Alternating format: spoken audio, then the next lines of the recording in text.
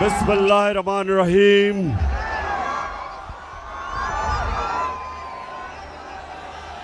फैसलाबाद माशाअल्लाह सबको आज मैं खुशामदीद कहता हूं। अपने नौजवानों को, यहां मेरी बहनें पहली दफा हमारे जलसों में, किसी भी जलसों में पहली दफा इस तादाद में पाकिस्तान की ख्वातीन भी शामिल हैं हमारी तहरीक में। यहां हमारे एमएनएज, एमपीज, वर्कर्स, नौजवान, यूथ, और मैं यहां अपनी मसीह बरादरी को भी खुशामदीद कहता हूं। मेरे पाकिस्तानियों,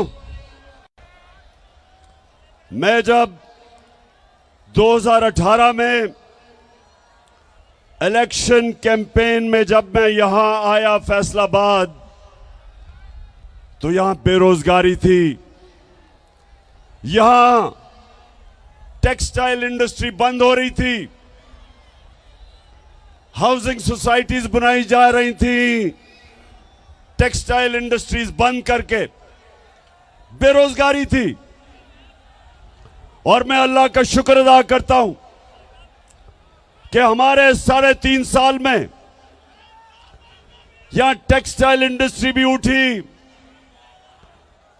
यहां रोजगार भी मिला, इर्द गिर्द किसानों के, पहली दफा किसानों के पास इतना पैसा आया, उनकी फसलों के ऊपर उनको पैसा मिला। गन्ना जो किसान उगाता था और जो शुगर माफिया उसको पैसे नहीं देता था, हमने उनको पैसा दिलवाया, हमने टाइम पे कीमत दिलवाई। और जब पैसा गया देहात में, किसान ने अपनी जमीनों पे लगाया, और पिछले 2 साल हमारे सबसे ज्यादा 4 बड़ी बड़ी फसलों की पैदावार हुई और कीमत भी मिली। आज जब मैं फैसलाबाद,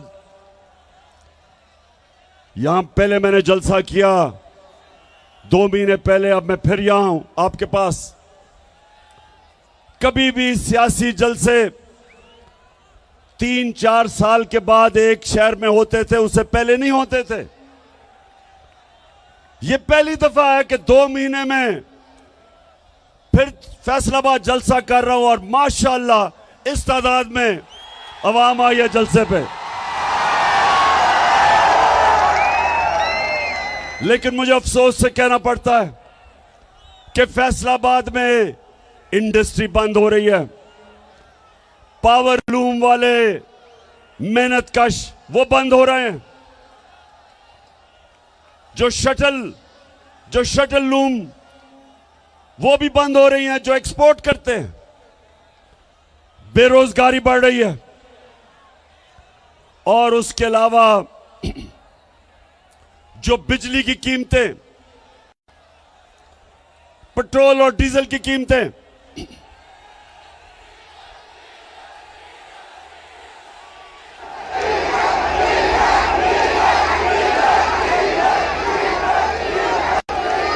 चार महीने के अंदर ये जो इंपोर्टेड हुकूमत,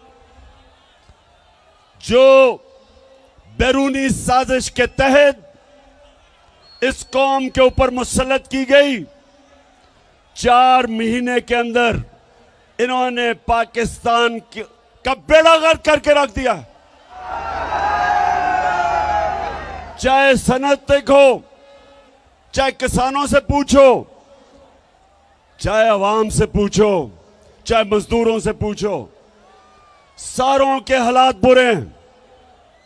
क्योंकि जो इंपोर्टेड हुकूमत थी वो सिर्फ एक मकसद के लिए आए थे, अपने करप्शन के केस बंद करने के लिए। तो मैं उसके ऊपर बाद में आऊंगा। मैं पहले जो पाकिस्तान में सैलाब आया हुआ है, अल्लाह ने हमें बड़े इम्तिहान में डाला हुआ है।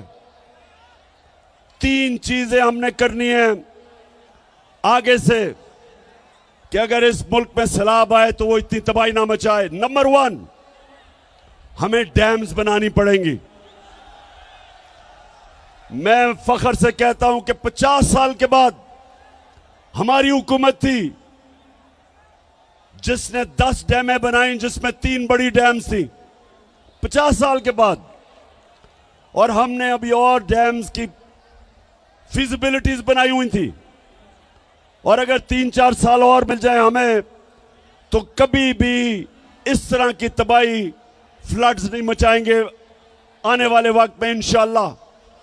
तो सबसे पहले डैम्स बनानी है। नंबर 2, ये जो मौसम की तब्दीली है, इसके लिए जो हमने 10 अरब दरख्त लगाने का हमारा जो प्रोग्राम है, वो एक ही तरीका है कि हम ये जो क्लाइमेट चेंज है, मौसम की तब्दीली है, ये जो मौसम गर्म हो रहा है, एक ही तरीका है इसकी गर्मी कम करने का कि सारी कौम मिलकर आने वाली हमारी नस्लों को बचाने के लिए हम सब मिलकर शजरकारी करें। और इंशाअल्लाह वो हमारा दूसरा प्लान है। अभी मैं आपको फैसलाबाद अभी बड़ी अच्छी अच्छी वीडियोस भी दिखाने लगा हूं।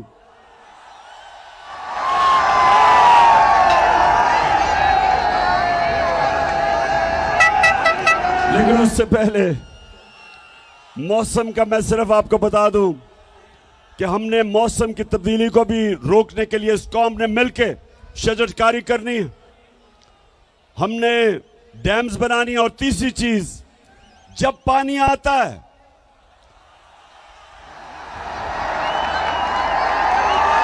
बारिश आता है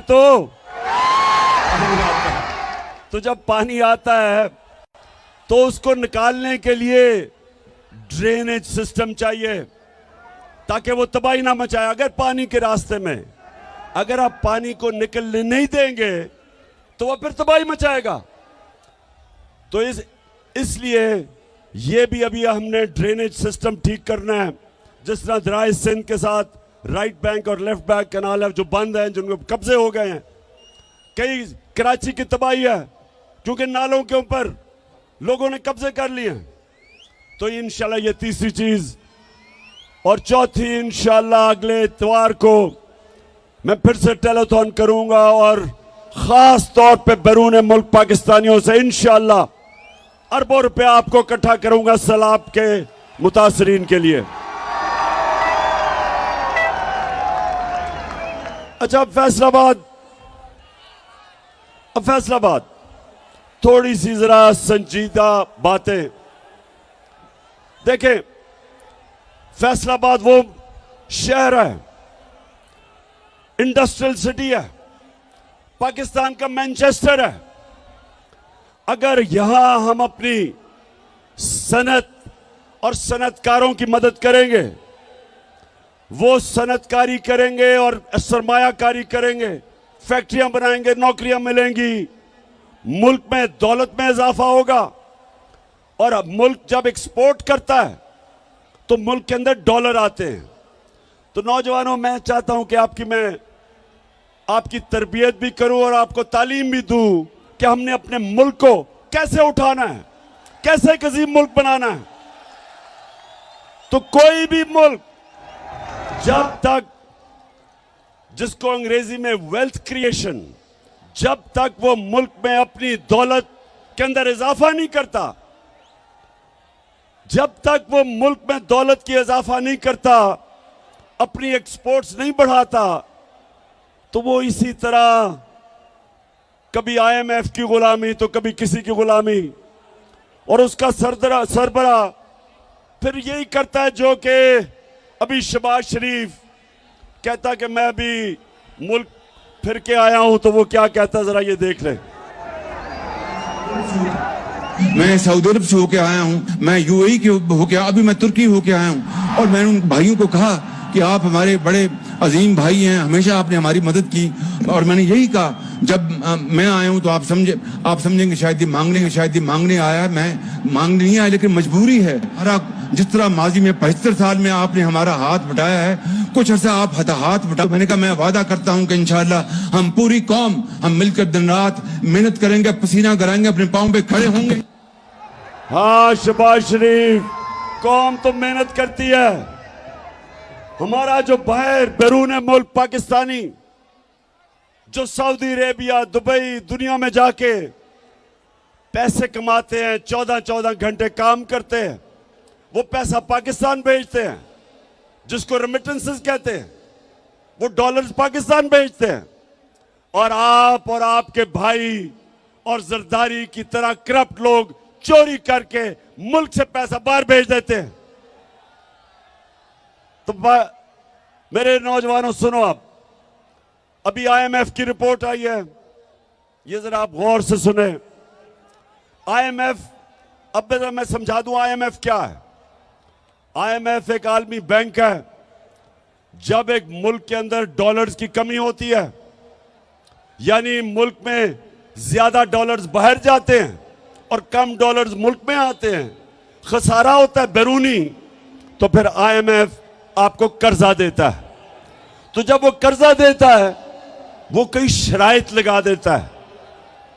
वो ये कहता है कि मसलन आप अवाम से पैसा इकट्ठा करने के लिए बिजली महंगी करो, आप पेट्रोल और डीजल की कीमत बढ़ाओ।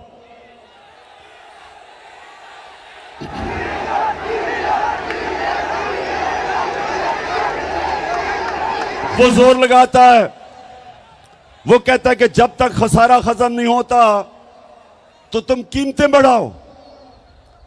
हम जब हमारी हुकूमत थी, हम क्या कर रहे थे? हम कहते थे आईएमएफ को कि देखो, हम अपनी दौलत में इजाफा करेंगे, हम अपनी इंडस्ट्री को इंसेंटिव देंगे कि ताकि इंडस्ट्री ज्यादा पैदावार पड़े, ज्यादा इंडस्ट्रीज लगे। हम अपने किसान को उसकी मदद करेंगे ताकि वो ज्यादा पैदावार, उसकी फसलें ज्यादा पैदावार करे। और जब ज्यादा पैदावार होगी, हमारी दौलत में इजाफा होगा, हम आपके कर्जे भी वापस कर देंगे और हम अपनी आवाम के ऊपर बोझ कम करेंगे। क्योंकि जब हमारा टैक्स बढ़ जाएगा, उस टैक्स से हम आवाम को सस्ती बिजली भी देंगे, सस्ता डीजल और पेट्रोल भी देंगे। तो हमने फैसलाबाद, गौर से सुनो, हमने पाकिस्तान की तारीख में सबसे ज्यादा टैक्स का पैसा इकट्ठा किया, क्योंकि हमने दौलत में इजाफा किया, हमें टैक्स ज्यादा मिला, हमने करप्शन कम की और तारीखी टैक्स इकट्ठा किया, जिसकी वजह से जब 4 महीने पहले पेट्रोल एक लीटर 150 रुपए का था, सिर्फ 4 महीने पहले आलमी मंडी में तेल तब $103 का था। और ये जरा सुन ले, नोट करें, ये $103 का आलमी मंडी में तेल था और हम आपको पेट्रोल 150 रुपए लीटर दे रहे थे। आज आलमी मंडी में तेल $96 है, कम हो गया, लेकिन आज आपको 236 रुपए लीटर पेट्रोल पड़ रहा है, क्योंकि हमने अपने पेट्रोल की कीमत नीचे रखी थी। हमने टैक्स से ज्यादा पैसा इकट्ठा करके हमने अवाम पे बोझ नहीं पड़ने दिया। हमने बिजली की कीमत, हमारे दौर में 18 रुपए लीटर, 18 रुपए यूनिट थी, आज 36 रुपए यूनिट है, दुगनी, और टैक्स लगा के तो 50 रुपए यूनिट बन जाती है। हमने लोगों के ऊपर बोझ नहीं पड़ने दिया, हमने अवाम के ऊपर बोझ नहीं पड़ने दिया। 4 महीने के अंदर,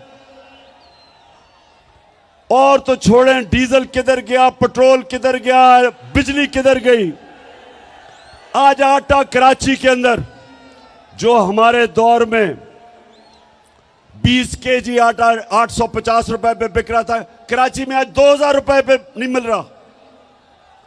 तो ये कौन सी क़यामत आ गई कि 4 महीनों के अंदर महंगाई आसमान पे और माइशत जमीन पे। ये इन्होंने किया है।